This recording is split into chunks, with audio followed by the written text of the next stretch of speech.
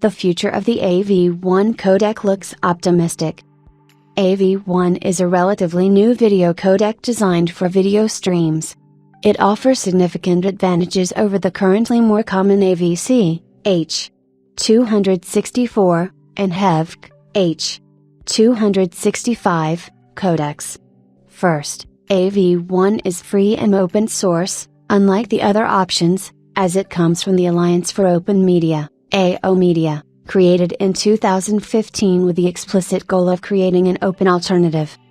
This is far from the first attempt in this area, and in fact it is built on the shoulders of its open source predecessor, VP9, and other previous versions. VP9 has received reasonable adoption, including support for hardware encoding on many platforms, but is ultimately considered less efficient than H265 with similar performance. AV1 is much better. AV1 uses block-based frequency conversion for encoding, just like many other formats. Basically, these methods divide the frame into small blocks of groups of pixels, and then perform some mathematical operations related to the Fourier transform to store the data in such a way that it can be reconstructed acceptably, without the heap of data needed to describe each bit of each pixel. AV1 uses the VP9 solution as the basis, but extends its capabilities with additional methods. In the case of AV1, so-called superblocks of 128 by 128 or 64 by 64 pixels are used, which can be divided into smaller blocks of 4 by 4 pixels. When combined with new ways to separate blocks, such as D-shapes, the encoding process can better represent the edges of objects with fewer block artifacts.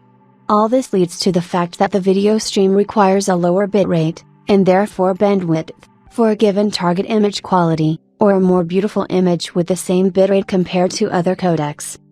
Improved efficiency means that AV1 can support more features. AV1 makes streaming HDR 4K videos with a wide color gamut much more accessible. Although there is still little demand for it, the codec is suitable even for 8K content when the time comes. It can also be used for 360-degree video with the same high data requirements. However, switching video content to AV1 was not an easy task. AV1 encoding and decoding can be done by brute forcing on the CPU using software, but this requires more computing resources than even H265 HEVC. This makes it inaccessible to lower-level hardware, not to mention the impact on the battery life of mobile devices.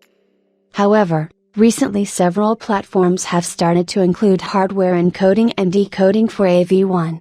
These specialized schemes are much more efficient than the software can implement. Growing decoding support allows large platforms like YouTube to use the AV1 codec to reduce bandwidth requirements. We expect this to extend to live streaming focused platforms like Twitch as well, with dedicated coders in the hands of more content creators.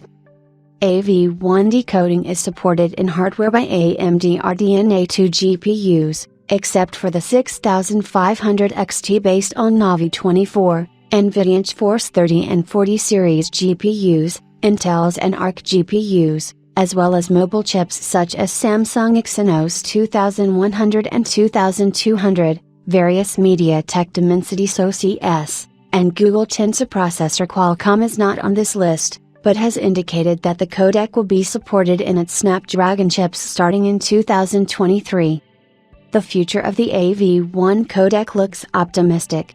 In addition to the codec's growing hardware support for improving video streams, this codec uses a layered encoding technology called Scalable Video Coding, SVC, which makes it particularly suitable for video.